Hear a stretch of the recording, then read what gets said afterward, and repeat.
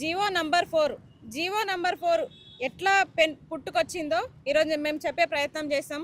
ఈరోజు ఉస్మానియా యూనివర్సిటీ సాక్షిగా GO number 4 గురించి చెప్పేది ఏంటంటే, ఇది సెట్ సాధించిన అభ్యర్థులకి ఇది చాలా ముప్పుకరమైన జీవో. చాలామంది UGC net, TG set qualify అయ్యుండి డిగ్రీ లెక్చరర్ ఎగ్జామ్ కోసం ఎదురు చూస్తూ గత 16 సంవత్సరాలుగా ఎదురు చూస్తున్న అభ్యర్థులకి ఇది చాలా బ్యాడ్ న్యూస్ అని చెప్పొచ్చు. ఇంకా చెప్పాలంటే ఈ జీవో అసలు ఎన్ని పరిణామాలకు దారితీస్తుందంటే, ఎవ్వరు కూడా సెట్ క్యాండిడేట్స్ డిగ్రీ లెక్చరర్ అయ్యే అవకాశం రాకుండా చేస్తున్న జీవో ఇది.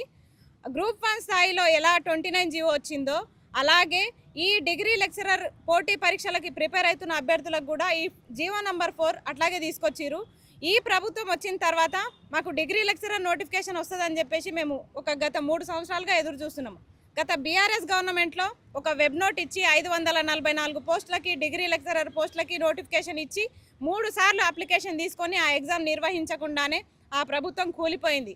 ఆ తర్వాత ఈ కాంగ్రెస్ గవర్నమెంట్ వచ్చిన తర్వాత ఒక 544 పోస్టులకి ఇంకా పోస్టులు యాడ్ చేసి ఒక 3000 పోస్టులతోనైనా డిగ్రీ లెక్చరర్ స్థాయి పరీక్షలు నిర్వహిస్తారని మేము ఆశగా ఎదురు చూసినాము. కానీ మా ఆశల మీద నీరు గార్చిన ప్రయత్నం ఈ ప్రభుత్వం చేసింది.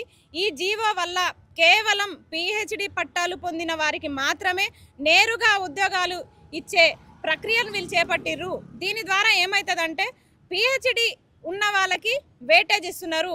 సెట్ ఇంతకుముందు అర్హతలు